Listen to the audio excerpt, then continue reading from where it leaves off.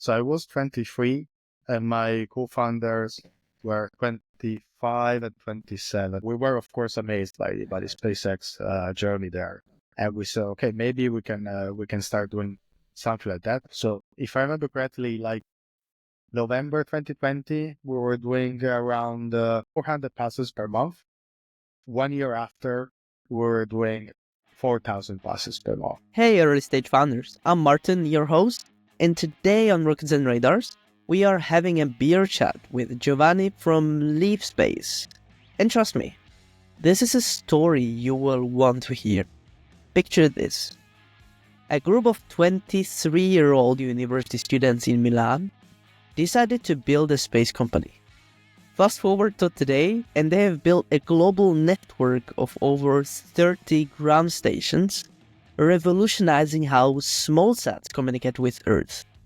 They have navigated everything from a pivot away from rockets to raising around 35 million euros in Series B funding, all while building in Europe's fragmented space ecosystem. Whether you are coming from academia or trying to figure it out your go-to-market strategy, Giovanna's journey from a university project to creating essential space infrastructure is packed with practical insights on how to make it to Series B. So, grab a drink to get comfortable and let's dive into an honest conversation about building in Europe's space sector. We choose to go to the moon in this decade and do the other things, not because they are easy, but because they are hard. I'm very excited to have you here. Before we get into the story, I would love to get into the introduction. Can you tell us what's LeafSpace in one sentence, if you can do that? Sure. So LeafSpace is basically a connectivity provider for space assets that happens to use ground segment to do that, because that's the way to do it right now. Okay, let's get into the story. Everything started in 2014. I'm very curious about your initial thought process in the very beginning.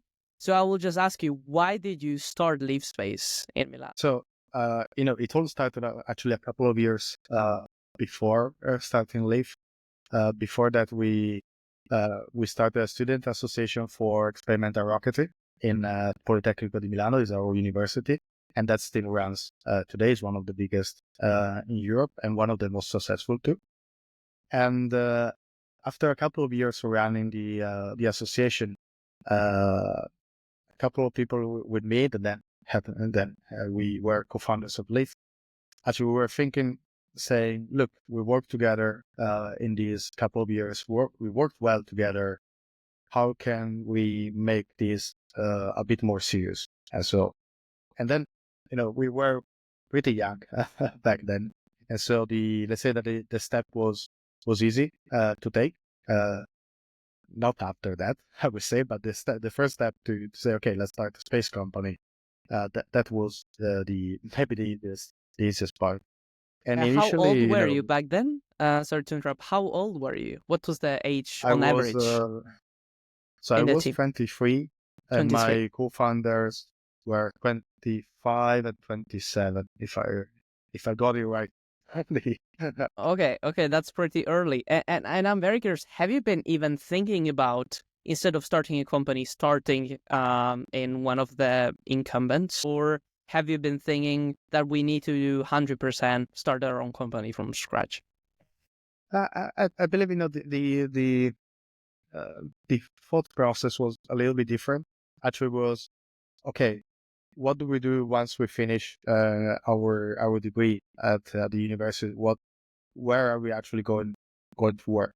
And that was 2014, so totally different market landscape than what we have right now. Even SpaceX was starting to actually launch Falcon 9 and reliably and everything. So it was totally different market back then. So there were not so many options. There were options, but incumbent, big space primes, like in Italy, we had Thales Alenia, now Leonardo, there is Telespazio, there was Avio. So the thing was, we were of course amazed by the SpaceX journey there, and we said, okay, maybe we can start doing something like that. And I believe there was not really the thought of saying, yeah, yes, let's go work with Thales and let's try to build something there, for example. I believe that was a natural thing to say, okay, let's try it. And yeah, we tried. Okay, super interesting. Usually it starts from the thought, let's work somewhere, and then you realize you don't like it, then the other founders start companies. But in your case, it's very unique. I like that. It's also a bad thing, yeah, I would say. One, maybe we can get to that also later, but I really think that maybe having 1 year, 2 years, whatever, actual work experience in another company before Lyft will affect on certain things to have a more of an idea of how an actual company works. Okay, we need to scratch our head a few times to actually figure that out on the first time. Okay, we will get into that when you figured it out. But before we get into the next step, I'm very curious about the very beginning. So you said that you knew your co-founders already before you started out. How did you meet? It was pretty like that. So um, basically, started like that. It was Jonathan, Michele, and me, and then we added a couple other person like Matteo and Caterina, and that were not directly involved but had some relations. And we decided to put together. We worked together well, so we decided to start that. And initially we were totally not focusing on the ground segment. That just happened a couple of years later. Well, 1 year later actually. So you got together and then you decided that you are going to create company. How was the story at that point? Like, what were your very first decisions? Well, that was pretty easy in the sense that we came from Skyward. Skyward was building sounder rockets for like students to actually understand what to do. Of course, the first thing to do for us was, okay, let's build a micro launch vehicle for the booming CubeSat as well satellite market that was actually starting to boom in 2014. So that was our first thing. The initial idea was to have this micro launcher that was based on hybrid propulsion, so pretty similar to high impulse. Now in terms of architecture, also in terms of the fuel that they're using. And that was it basically for 1 year, 1 year and a half. We were focusing on that. We did the feasibility study, technical, economical, and so on.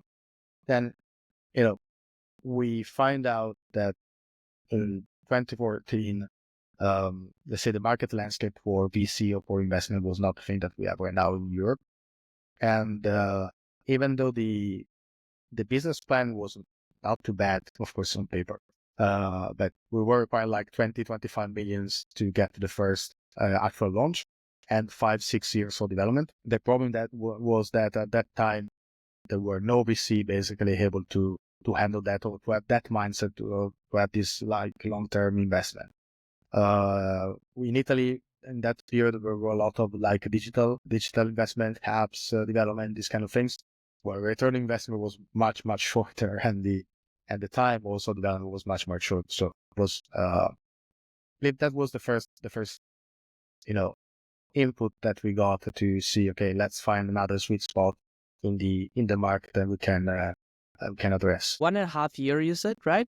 Was the time before you actually pivoted into the segment where you are right now, right? I'm just very curious about the initial support that you have got as postgraduates out of the university.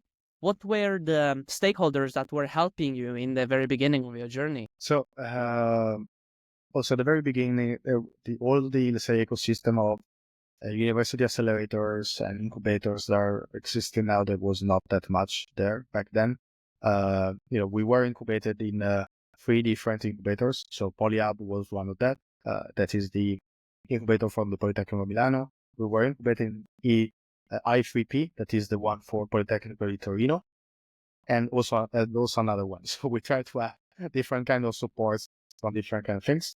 Let's say that there was support, but getting in touch with other founders more these days, we see that part really developed a lot. So now the support that you get, it's really a lot of support on understanding what's the journey that you need to take because they have much more experience. When we started, there was not such a thing. So we get some support.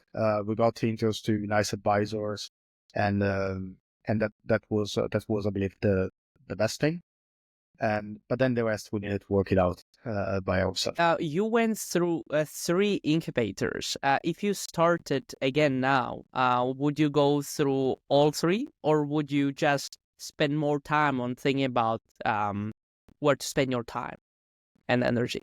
Yeah, probably yes. Right now there is more also metrics that you can look at incubators, so you can actually try to choose where to go depending on the ecosystem that you want to be at, or other portfolio companies that you may be willing to interact with or to network with. So it's not just the pure support that you get; it's more what's the ecosystem around that that helps. I believe right now it's more spread. Also, the ISA big are more available right now. They're basically everywhere. Yeah, that's good, and that helps. Apart from the support and knowledge and network that you have got through those 3 incubators, you mentioned that there were a lot of things that you had to figure it out by yourselves, right? What would be your advice on figuring out something that you don't know how to do? So, for example, especially founders that come from academia, right? You can relate to that it's pretty different than going through the theory. What would be your advice here? Find someone that, if hopefully has gone through that experience, so can give you some introduction, some advice, whatever, or at least that knows something about that. We were fortunate that for example, for funding, we had Katerina, that is one of the original co-founders, and she was coming not from an engineering background, but she was coming really from finance. And at that time, she was working with she started her own office, but before she was working with the KPMG. And through that kind of contest, we get in touch with the first investor, and then from that started. But for example, that was something that we need to figure out by ourselves, how to actually get funding for this, apart applying to all the possible grants, opportunity, or small, one-off public investment that we could get. Okay, so in conclusion, try to find people who have done it already, right? That are in similar segment. That's what we are actually doing here. So hopefully we will inspire new generation of founders in a similar vertical. Awesome. Okay, let's get to the next chapter. So you mentioned the pivot to the ground segment. How did you approach your business once you did the pivot? What changed? What were you thinking about within the team? And how was your approach on pivoting? Yeah, on this, I believe we did good because we have always had the market in mind.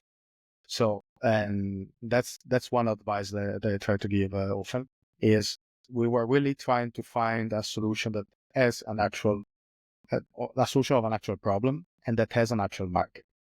As engineers, we typically get really in love with technology and we forget about the market. In this case, we, especially when we decided to do the pivot, was really to go after a market that was underserved or totally negligible or neglected. Sorry. So that was the thing. So we were looking around and say, okay, space is nice. Microsatellites or CubeSat are actually booming. What are the things apart launch that are actually needed? And ground segment was part of it. So we had some small understanding what is an actual ground segment, but we needed to build it out, our knowledge from the ground up. So we went to get to some advisors that maybe work in similar applications, maybe not maritime ground segment, but to build up the knowledge, and started to do something. So that's the first thing, I believe. And talk to customers as basically first thing. Just to really understand what were their pain points, what were their performance they were looking at, and try to understand that. Because initially, the first thing that we said, okay, in order to communicate with satellites, people need antennas. Okay, let's build some really nice antenna systems and sell that. And then we find out, yeah, good, but what if we make this a service out of that? So instead of actually selling stations that were pretty expensive at that point, why don't we actually build as a service model for that, and that is specifically focused on small satellites? And then we, with that and with iterations with customers, and we actually find out the the base idea of Leafline, that is our flagship service right now. The thing that we did right on that really reckon was really to go to customers as soon as possible, understand what they need, and build a solution to address those issues. I have two quick questions here. One thing is, if I would start again in the industry and I have so many options to choose from, what would be your approach on trying to figure it out, what potential market opportunities are out there? What would be your framework and way of thinking here? So I would say maybe let's not really find out the completely novel thing. That's something that you can do if you have like access to capital, easy access to capital. That's not a thing that we have in Europe. So I believe the first thing was really, okay, let's find out if there is a service, product, whatever that is solving a certain problem. And if you have specific skills, knowledge, or even like business human to say, okay, this is a solution, but we can do it much better if we do it in this way, especially knowing what is the pain point from the customer. I mean, in that case, and the thing was when we started ground segment, when we did this transition from, okay, let's think about sending the stations or think about building a service. What we were looking around was, okay, there are KSAT, there is SSC, and that are the incumbents in the ground segment, and they were totally not looking at small satellite at that time. And so we said, okay, this is a thing that we can do. Maybe focus on the small satellites, start there, and then let's see how it goes. Then of course KSAT came into the small satellite. SSC tried to do it, and it was more fun. Look at evolution rather than revolution of the market. That would be the one-liner. Correct. For that. Okay, awesome. I can give you also one example of that. Like space data relay services has always been a thing. I believe technically speaking is a really great way of solving like the gaps of communication that you have in any case where you don't have ground station to communicate with satellites. It's really great. But there have been a bunch of companies that tried that and failed because they were or too early, or didn't have actually customer traction to handle it, or didn't have the capital to ensure a long-term development and long-term of customer acquisition and so on. So in that case, it's a novel thing. It really makes sense technically and also commercially, but you need to have like the capital to make sure that you take a long time to actually get in the market, get in the customers, and so on. There are a few other examples like this, but if you start from something that has been proven to work, at least on first principles, let's say, and you can make it 10 times better, do it. That's something that has less risk per se in terms of actual market adoption, and can have a lot of rewards. And the second question regarding to this topic, when you mentioned that your secret weapon in the beginning was really talking with your potential customers or market, let's say that I'm a new founder who has never been in business, and I want to talk with customers, but where do you find them? So I'm very curious about what was your approach on getting to the right people that could give you the right feedback so you can improve your value proposition and the product. Basically try everyone. The good thing about space is not a crazy huge in the market. So you can, True. especially in 2014 or 2016. So you have a list of possible customers that you can target and try to get in touch with everyone and collect the answers. You will get different answers. Then you need to have that thought process of, understanding what's the need under the request of the customer. in some cases, the customer requests you, let's take the typical area for the quote. Okay. Customer will ask you a faster horse, not a car. That's basically the same thing. So you need to listen to customers, but listen to their actually pain points and needs, not to the solution that they asked. Okay. At least, Awesome. Because otherwise you're doing consultancy basically. Okay, this is going to be the quote of the episode, I think. Okay, okay, let's go to the next step. So you pivot into the grant segment. How did you get into your big next milestone, which was your first investment check, if I'm right, in 2015? Oh, that's a fun story, actually.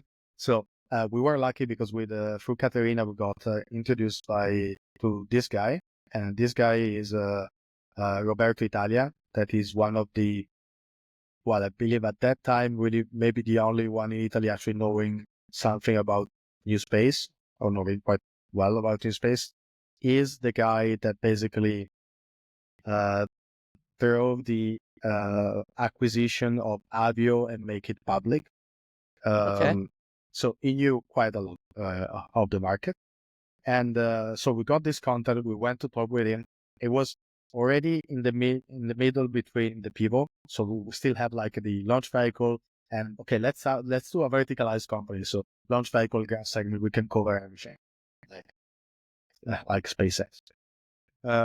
So now it's good, but back then it was not that. And so the first advice that he said was, look, focus on one thing, decide on what.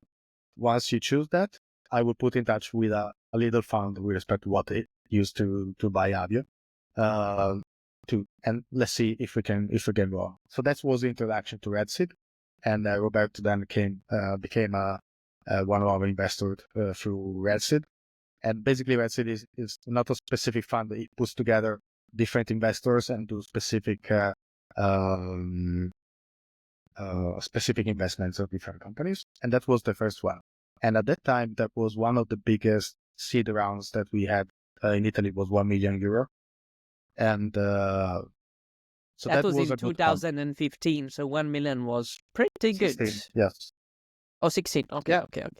When you fundraised, how much of a product or service you actually had already? Have you been making any revenue at that point? No, not revenues. We did some development because of other grants that we had through Horizon 2020 instrument. That was the Defense European Commission at that time. And basically, but not having any salary, whatever.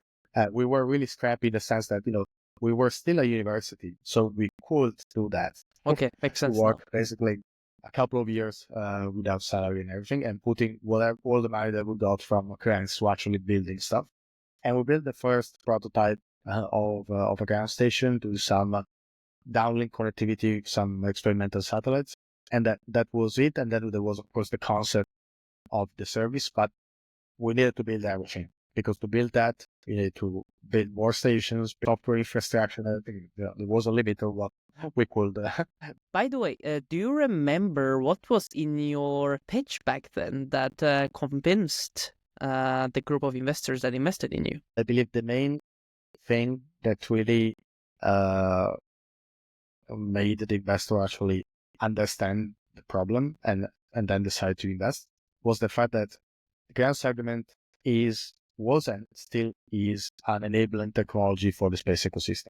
So no matter what will be launched, the ground segment will still be there and still be needed for that. So this solves the typical question of, is there an actual market? Is there an actual need? Then it's a matter of execution to get to the market, take your market share, and be dominant. But I believe that the real thing that started that was really make them understand that the ground segment was that unique chain link of the space ecosystem, that without that you cannot have basically thing. And so they understood that, and I believe that was the thing. Then our business plan at that time was total bullshit. If as every business plan would say, but if if you forecasted like in 5 years and you get it right, you're definitely really good or definitely really bad. Oh, yeah, but I want to get more into this business plan. What were you communicating back then through the plan? Do you remember what were your predictions, probably, or Yeah, financials? that was, yeah, well, not the correct numbers, but Yeah, what you typically need to present in Italy, and this is still the case and will still be the case in Europe for a while until we change a bit our mindset, especially for early stage VCs, is that you need to provide like a 5-year financial plan. Okay. And if you're a pre-product or like a pre-revenue company, it's totally back to you. Okay. So I believe that what we put was to have like 20 ground stations active, like probably 2019, something like that. We surpassed the 20 ground station in 2020, end of 2023. So that's also was one of the difference. So for sure, we screwed up the financial plan in terms of revenue generations. This kind of thing. I believe what we got it conservative was the number of satellites that we were going to support, or the number of satellites that were actually into the market and addressable by us. That I believe we were pretty conservative on this. The rest, of course, we need to change a few times. yeah, but business plan is, I would say, more a roadmap. It should always change based on what feedback you get from the customers. It never can be predicted so much in the future. And that's where I get to the next topic when you said the mindset of early stage VCs in Europe has to change. What did you mean by that? I kind of think I know, but I'm very curious about your thoughts here. So first of all, I started to see some change on that side, especially for early stage. But what we saw at the time and what we're seeing sometimes is that it's all based really on the financial plans and not that much on like the Americans do. That is really whatever your idea, let's say, well, not really whatever your idea, but whatever your financial plan. If your idea makes sense and the team makes sense, so the team is good, then okay, it's an opportunity to invest. In Italy or Europe, didn't work like that or doesn't work like that yet. So there's definitely more, we are definitely less risk prone, and we want to see even a number that doesn't make sense, but a number is some projections. And the problem is we are, in some cases, we are really masking the risk below the numbers. And instead of really focusing on what's the idea, what's the go-to-market strategy, we look at the numbers. And so we totally missed out what's the actual execution that needs to be done, what are the risks, and so on. So it's a double-sided thing. We focus on the numbers without focusing on the things that matters, especially in early stage. And that also is maybe an even higher risk, because you see some numbers, say, okay, sounds good. I will get my return on investment, whatever. And then you don't get it. And then you get mad. Your fund is not performing as you would like. So but I believe it really starts from the fact that in Europe, we are definitely, risk averse. Yes. One last thing from this chapter or period from your journey is that when you mentioned you got plenty of grants in the beginning before you got the investment, including Horizon 2020, right? What I want to get into is how to get Horizon 2020. It's some mystical thing within the European ecosystem that has many different websites under the European domain, and many people can argue what to do, but actually there is no guide out there. So I'm very curious to hear from a founder that actually got that grant, how to get that. Yeah, so it was definitely difficult. If I remember correctly, like in statistics was like 3-4% of success rate, with respect of the demand, of the beats. I believe the two main points were have something that was actually outstanding with respect to the general topics that were part of that, etc. The second part is find a consultant that really knows the process of that kind of grants, really knows where to put the attention, what the examinators actually look into. That was really helpful. And it took, I believe, if I remember correctly, it took us like 2 or 3 times to win the H2020 SME instrument phase 2, so the 1.2, 1.3 millions. And also it involved, like, before we were bidding to the space sector, and then we bid to the telecom sector, and then that time we won. So it's also how to really try to find out your your ways into that. But that was H2020, so few years ago. I'm not sure right now actually No, how but that it's works. It's still thanks for sharing this. It's very straightforward. Get people that are actually specialized in that. And I see a lot of stories of funders spending too much time, even months or even years, on trying to get the grants, which, of course, it's a source of funding. And especially if you are a high risk venture, then grants might be the only way how to get some money in. But many people spend too much time. So getting yeah. And consultants to do that makes sense. yeah, it's not that cheap in certain cases, but there are like firms that do like just success rate, especially if they see that it's actually interesting what you're proposing. And it's also a good filtering thing. If they're proposing you a big package of payment beforehand, maybe it's not a good firm, or maybe the idea is not that good. If instead they are more prone to the success rate, they know that they will work really well to get that success, and they know that the idea is pretty good. So one thing that I need to advise with grants is find the grant that has the process, not the bidding process, but the actual process that is aligned with your timeline and with your product. Because it too often, especially in Europe, we start with good ideas, and then we have companies that basically are like grant machines, and that's Grand machine. Again, another quote I need to highlight. Okay, awesome. Let's get back into the main story. So, we were talking about you getting the first investment of 1 million euros, which was in 2016. What happened after? How did you utilize the money, and how did you get into the next milestone since then? yeah. So with that money, we basically built all the software infrastructure that was the backbone of the service. So the APIs, the scheduler, and on the scheduler we can get back also, that is funny. The interfaces, the orchestration, and then we built our own ground station. So at that point, we were building our own hardware. Big mistake. We were building it because for a really simple reason. We didn't have the money to buy a lot of commercial available systems. So we thought it was better to build up our system that costs much, much less. But there was a reason why it cost much, much less.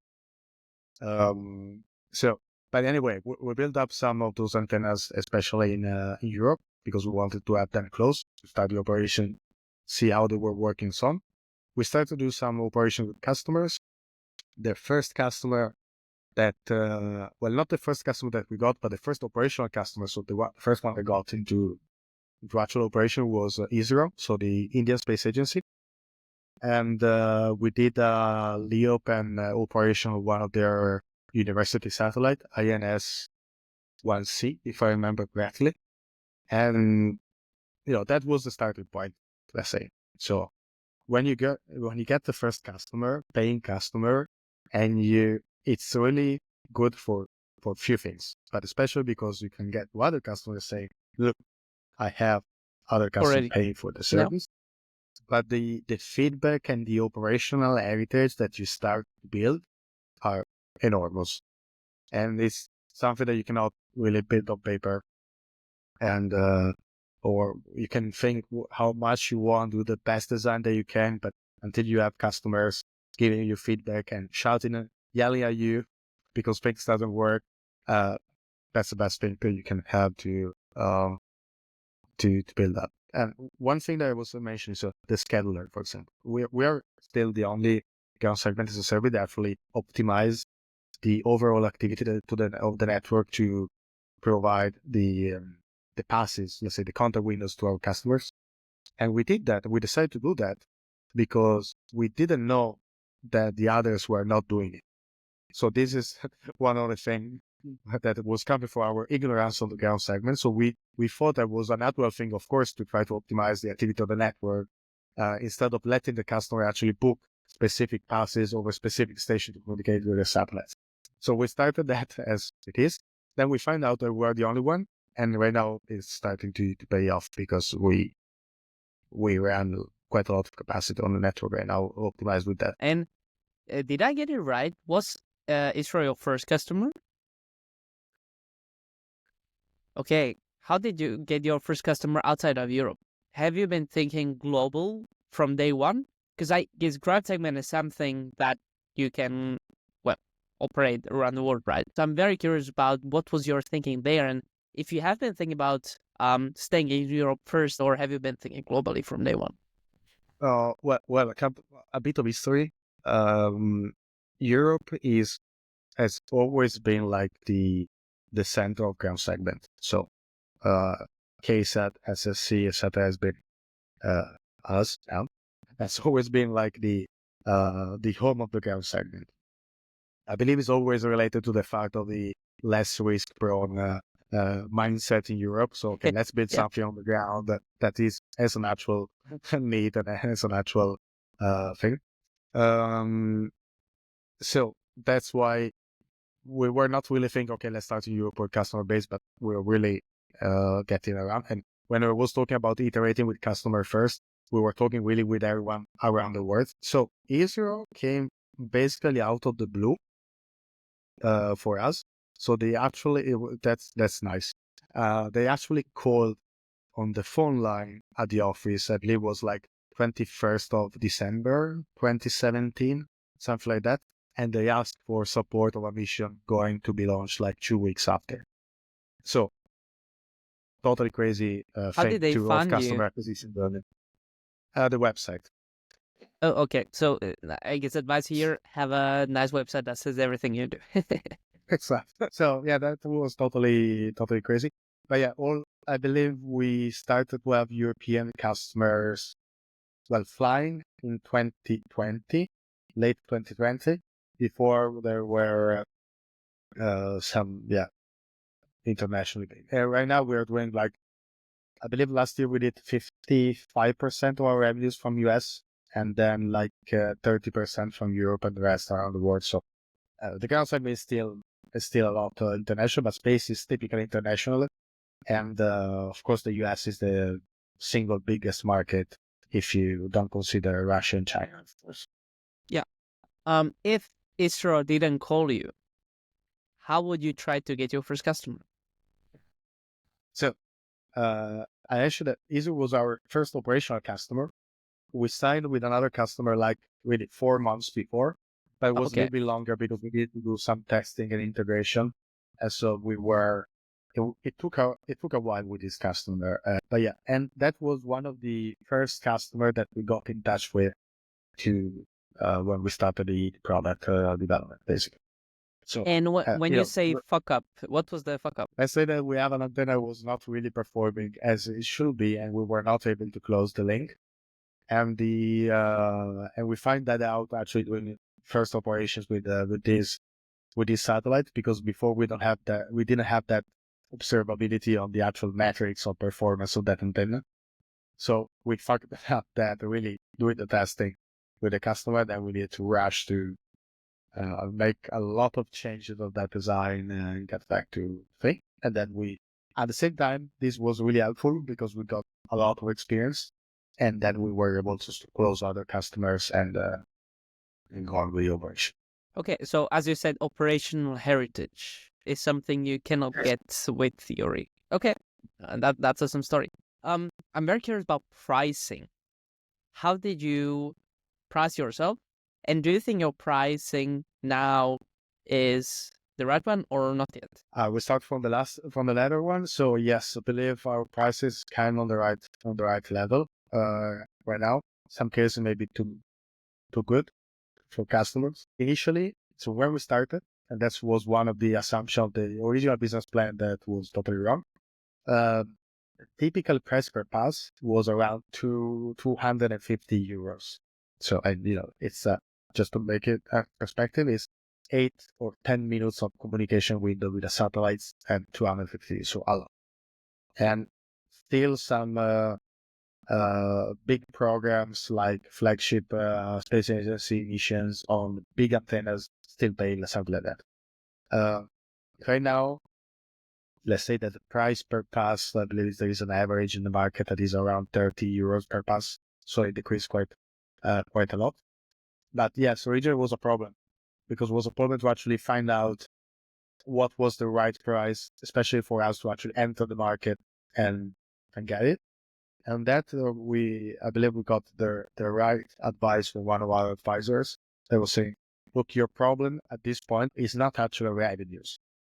At this point, you need to have heritage. You need to have operational heritage. You need to get customers because you need to prove the thing. So go out, bid, try to win the bid because of the lowest price. No one cares about margins right now, and was totally right. Then we need to care about margins later. So we tried a few times with different pricing, and I believe we standardized it in 2021 at the end. So before was specific pricing for specific missions for specific satellite. Of course, from a customer perspective, it's hell. From a space perspective, it was not. It was the standard. So we are in the main story. You got the first customer, then you got the ISRO. What happened after? How did you grow since that? At this point, we were 2018. Then we got a couple of other missions to fly. One was with ESA, the offset mission. Did the LEO with us, and then some other operational passes. And then basically we started signing some contracts of actual good value contracts with a certain number of satellites. And then the thing was that we were preparing for this contract to actually materialize because of we need to have satellites that actually launch and are that works for us to generate revenues. And so around 2019, 2020 were a few delays. And at some point, 2020, the COVID happened. Fortunately, in the meantime, we were also working for our Series A. So we were able to close our Series A like in March 2020, going with all the company full remote. So all the operations, every from, one weekend to the day after the Monday, basically. And then we were supposed to have a couple of launches on, if I remember correct, it was BSLV and Vega. And then Vega was delayed because of COVID. And so we had really few tough months because we just closed the Series A. We couldn't actually do that much stuff internationally. So the ground station, we needed to delay the implementation of ground station, etc. And we had no launches because no one was launching. But that hopefully resolved a bit like late fall 2020 when we started launching. So our customers started launching. And from that was really quite a big ramp up. So if I remember correctly, like November 2020, we were doing around 400 passes per month. 1 year after, we were doing 4,000 passes per month. Okay, And that's then, a growth. Okay, we'll talk about that. What I want to get into, if we get a bit back of what you mentioned, is getting an ESA contract. How did that happen? So it happened from a not from the way that we wanted. So ESA at that time was not really looking to services; it was looking to hardware, and we were still building our own hardware. So we sold a couple of antennas to ESA, but the timing for delivering those antennas was actually longer than the timing of launch of offset, for example. And so basically we get a contract like last minute to an actual service that was our actual product, because the antennas had a certain lead time because of the procurement, supply chain and everything. And so we were able to get that contract that we showed that was working and continue for for a couple of years, I believe, at the end. That was that. That was our last, for the moment, last contract we did. One thing that I should mention is that like last year we did 100% commercial revenue. So the institutional market is something that right now we are starting to aggressively address. But before, no, because the decision was, okay, do we spend 10 months on trying to get 1 year, try to get one contract with ease of, or at the same time, we go out in the market and maybe we close like 5 contracts that give us that satellites working, satellites flying, commercial and operational heritage. So we decided to focus totally on commercial, but just because it was easier and faster to get, even though from a revenue, a safety perspective, are two totally different things. But I believe that was good because it's the reason why we're here. So I guess you would choose the same path again if you started again, full commercial. Also because in this market it was a really, maybe now it's a little bit different, but back then basically we were all startups in LeafSpace. So getting in touch with another founder, with another CTO or whatever was easy. And you have this thing as a founder that at some point you want to buy the reliable thing, but you always have, okay, let's buy maybe not the primary thing, but let's buy the backup from this other startup that maybe can go in the future. So you have this thing. And so for us was, to say, not easy, but was more, was faster to get to commercial startups, the small ones, start with them. And, in few cases we're really, really lucky. So, I can say like the Orbit or Pixel, they started really with nothing like us, and now they're flying tens of satellites. It was good. It's an amazing advice. Approach other people that are building that are super easy to approach. Apart from the if we compare it with huge incumbents or customers that are huge and are deciding between you and a player that has been there for 10 years, right? Yeah, especially when you're changing a bit the way of operations, like we were doing, for example, with the scheduler. If you get to a new player, it's easier that you pass your own way of doing the thing, and then they stick with you. Instead, if you start with a big operator that has its own mindset, well, it's been like 3, 5, 10 years that they're working a certain way, they will not change that easily. So you need to adapt your product to that. This is golden mine. I hope so for the listeners. It's going pretty well. Thanks for sharing this. Okay, let's get into Series A. We mentioned that a couple of times. How your pitch changed since the previous round? Well, a lot because we proven the product. We were starting to prove the product market fit. I said starting because we started with those limited number of satellites, but there was a visible trend. Okay, at least in the market need and in the signing contracts, and so maybe less operationally, but there was a trend. So there was clear. And that was the main thing that we showed to the investors for the Series A.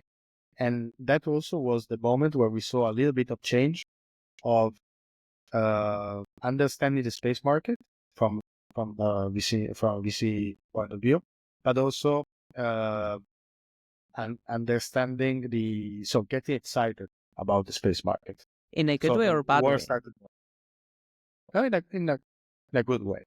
Okay, so they got the industry more than the early stage ones. Yeah, exactly. So before it was really hard to go around to the investor and tell them what we were actually doing. No one was knowing about satellites. No one was definitely not knowing about ground segment or whatever. So our pitch was basically like, 90% explain the space market and 10% explain what we were doing. Series A, I will say that maybe was not inverted, but maybe like 30% space market, 70%. Let's talk about the growth. So once you raised 5 million euros, if I'm right, around this round in 2020, how did you utilize that capital to grow? What was your mindset? So one of the biggest decisions that we made at that time, and we say that I didn't make, but Johnny, my co-founder and CEO till a few months ago, made was, and I remember when it was, we were coming back from a customer in Luxembourg, and on the fly back, Johnny said to me, look, we're having a lot of issues with our gas station. We're spending a lot of maintenance to just keep them up, and the performance are not that good for the customer they want to get.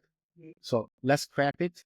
Let's use that investment to actually buy proper antennas, and let's work with that. And also the reason why that decision was that no one was complaining about the software architecture. All our customers were really good with that because it was simple, was working. They were all complaining about the hardware stuff that was behind the software. And so the actual antenna. And so that was, but I believe that was the pivotal moment. And that happened in, yes, just after the Series A. So basically September 2020. And we decided to scrap our ground station that we built by ourselves, buy proper antennas, put them down. And that was actually the really good point. Because at that point, we were providing to the customer in terms of performance, RF performance, what they were really willing to have. And maintenance-wise, we were not really shooting ourselves in the foot every time that we were doing something on the ground. So that was, I believe, was the biggest thing. What would be your counter argument on an argument that would say own your full service from ground up, both on the hardware side and software side? So the thing is, we still own the antennas. So we buy the antennas. So, but the thing is that we don't develop the hardware, or not develop the entire hardware. We still develop something that we cannot have outside. So I believe the thing is, these are we quote I believe Jeff Bezos, focus on just on the things that makes your beer taste better. So the hardware side was really a lot of headache, and we were not really providing that much value out of that. So the reason why we were building our hardware was saying, okay, we can have lower cost than the others. But that was not entirely true, because once you look at the total cost of ownership of those assets, the actual cost was really, really similar with a lower performance. So it didn't make sense. Of course, I will not forget to have done it in the sense that to start to build our own hardware, because that was a lot of experience that we still have in the company. So especially when we still handle, because we have failure on hardware-wise in the ground station, we can actually understand better what's happening. We just don't rely entirely on suppliers. So that was, I say, a good heritage. Maybe we should have done it before to do that. Very good reflection here. Okay, you went from 8 to 26 ground station at that time. How did you manage that growth? So right now, I believe at this moment we are installing 3 antennas at the moment. So it depends how you count them. If you don't count them, we are 31. We are 31. If you count them, we are 34. Because so the main thing was really also there, listen to the customer of what they would like to have.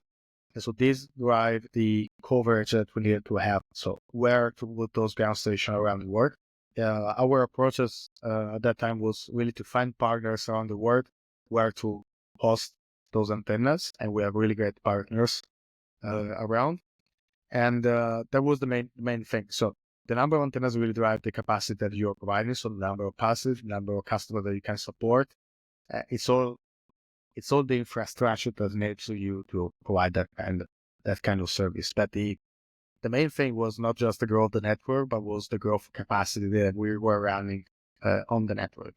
And I believe we doubled basically every year, but the first year where we did 10x.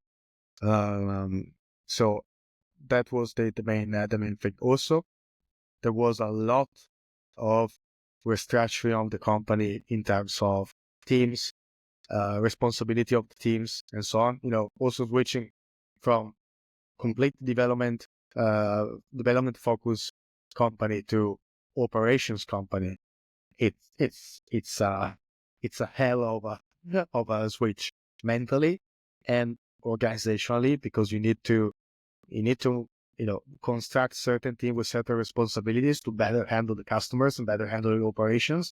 And most of the times, the people doing development are not the best people to do operations. So you need to do also this kind of reorganization of the company. And I believe also that we did a good decision at some point, that we were really institutionalize certain roles of what we call now the mission management. So the people that are have the objective to make the customer successful. So make sure that everything related to that customer mission is going well, reliably, etc. And that was good, because it's also one of the apart from the technology innovation that we're using in our network, is the first thing that customers see. So the customer support, the flexibility, the agility, or applied to that. So that was a good decision. So yeah, that step is pretty hard and hurtful, but you need to do when you start operation. So, but yeah, the Series A was basically used for building the ground infrastructure and continue to build all the software architecture and reorchestration of the teams inside the company to actually make that switch to operational company. And you grew pretty quickly. In 2 years since then, you raised another round, Series B, which was around 35 million euros, right? Yeah, it was 3 years. 20. It was 2023. Yeah, 2023. It was pretty hard at the Series B, for sure. Also because 2021 was a crazy year for space. So everyone poured money into space in 2021, especially through SPACs. To then realize that then that value was totally exaggerated and didn't make any sense. And I have my own personal feelings on certain companies that were also our customers, and yeah, we got them bankrupt in the middle. So that was hard and long, especially because getting back on the investment side in Europe, there are not so many growth Funds. phase investment. So especially, the size also that we did, of course, was together with the EIB. So, but the size was considerable. So it took a lot to close it. And in the meantime, there was this strange thing, while that we couldn't grow the network because we didn't have cash to do that. But at the same time, our capacity was growing like crazy. And so there was a good thing to have. At the same time, we say, okay, I'm not closing that round, so I cannot really grow. I have customers in the next launch that I need to support them. And it's and especially that's in this a market, luxury the thing pro. is, Yeah. Okay. and in this market, the problem is that it's small. So everyone, the struggles of everyone building a satellite, and the feeling that you have, okay, I have this customer that is relying on me in the next launch, and I may be or may not be able to have capacity to actually support that. Yeah. If you would raise Series B again, how would you approach it differently? Because you just mentioned that it was pain in the ass. So what would be your... I think you would take a different approach here if you would start again. For sure, one is try not to raise a Series B 2 years after a big spike in investment. That was the first thing, of course. But then was maybe try to have, but this I believe it's applicable on long run. different rounds. I really try to have a lot of choices of investors that are able to do that thing, so that you can actually choose the best one, or you can actually drive a conversation and make it faster because you just hype it a bit.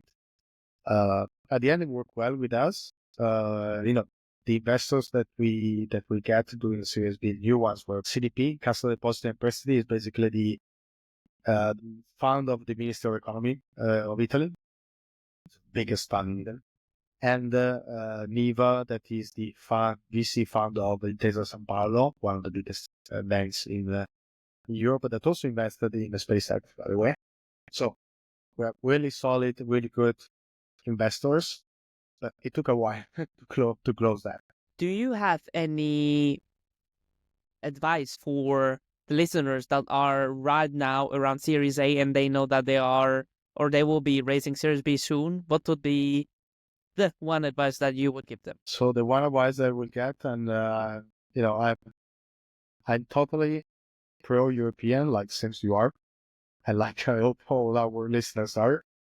But honestly speaking, is try to have one investor that is from US or from outside, and not the entire capital of the Series B, but maybe one small thing, whatever.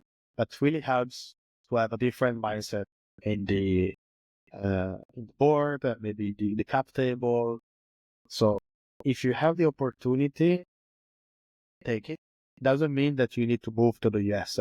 But especially in space, let's be honest, US is the single biggest market for Europeans. So you need to take that step at some point to expand to the US. If you can do it by having also an American investor in the cap table, I believe it's definitely good. And would you approach the international investors first or the European ones to create the momentum? Well, that's a good question, but I would start probably from the US ones because they would drive the valuation and all those discussions. You can get better conditions, even though, typically, so if you have investors, so previous investors that have possibility to do follow on, that's the perfect thing, because you have those kind of investors that can follow on if you're, of course, doing well, and you can take an outside investor that can help out a bit on the mindset and so on. One last question around the LeafSpace journey. What is your vision for the next decade of LeafSpace? Where do you think the company is going, and where do you want it to go? So the thing that I would like to have is that every spacecraft, every space asset, or whatever, every bit that moves around space and from space to the ground is passing through LeafSpace infrastructure. So what we want is really to have LeafSpace to be the backbone of the communication infrastructure that makes the space ecosystem a reality.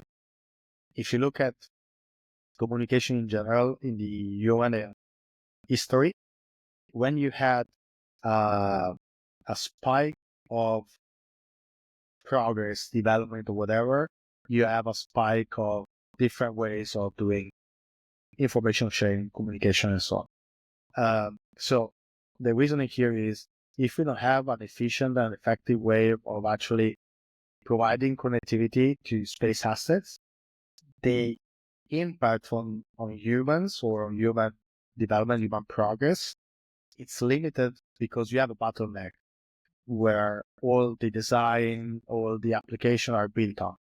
If you think about the internet, the internet was not designed to do whatever we're doing right now. It was not designed to have phone calls, to video calls, to record podcasts, for example, or even to have any other social network apps, whatever. So if you build the backbone, then whatever can happen on top of it. And that's also the thing that we really foresee. So what we're doing right now are the first steps of what we need to do to actually enable that sustainable expansion of the space ecosystem, and communication is part of it.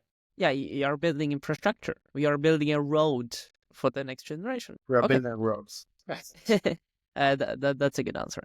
Okay, so now we get into our last chapter of the episode, which are a quick fire round questions. So how does it work? I have a few questions prepared. I will ask each of them, And I'm very curious to hear your answer here. And if you can answer in one sentence or two, to be brief, that would be awesome. So I'm curious what you think here. What was your best early hire, if you can remember, in your team? Yeah, I believe so. The best early hire was probably the second or third hire that we got. So we got what was initially the head of software, and then grew to CEO and CTO. Today is not anymore with us, but that really built up a lot of the software infrastructure that was still around today. And that was probably the best hire that we got. And how did you get that person? What was your strategy in trying to find that amazing person? That we were lucky. We got an intro. He was looking for that, and we got it. So. Okay, and the last one.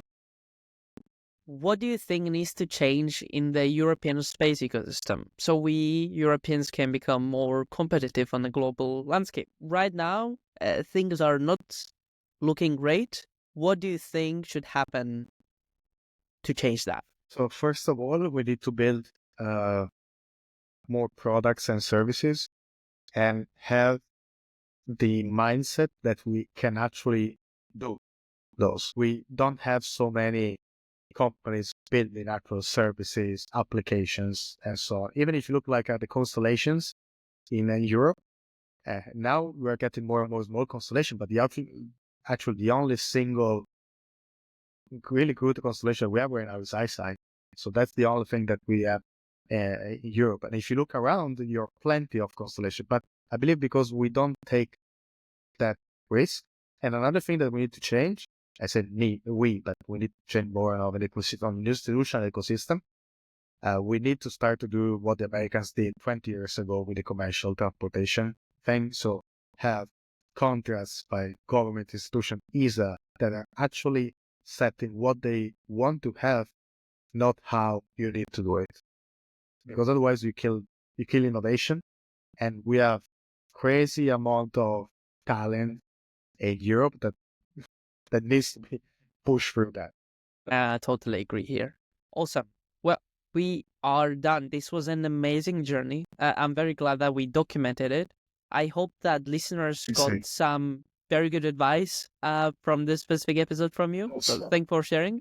Do you have any last thoughts that you would like to share with the European ecosystem? Well, I said, most of the time we really look around to other places, and Europe is also famous for a lot of funders or a lot of people going to other countries to work it out.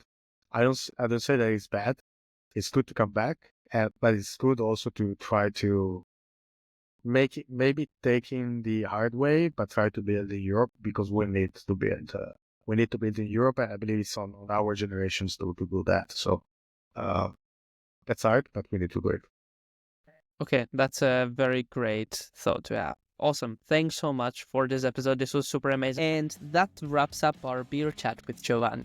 From building their own ground stations to becoming the backbone of satellite communications, LeafSpace journey shows what's possible when European founders think big and stay persistent. A huge thanks to Giovanni for sharing his journey so openly. From early pivot away from rockets to building during COVID to raising 35 million euros in a tough market. Those insights about focusing on commercial customers first and building the global scale from day one are pure gold for early stage founders. If you enjoyed this episode of Rockets and Radars, don't forget to follow us wherever you get your podcasts, rather at Spotify, Apple Podcasts, etc.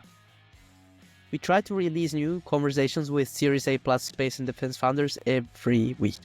And remember, if you are an early stage founder working on something interesting in space or defense, my DMs are always open on LinkedIn. You will find the link in the show notes, alongside with key timestamps from today's conversation. Until next week, keep reaching for the stars. This is Martin, signing off.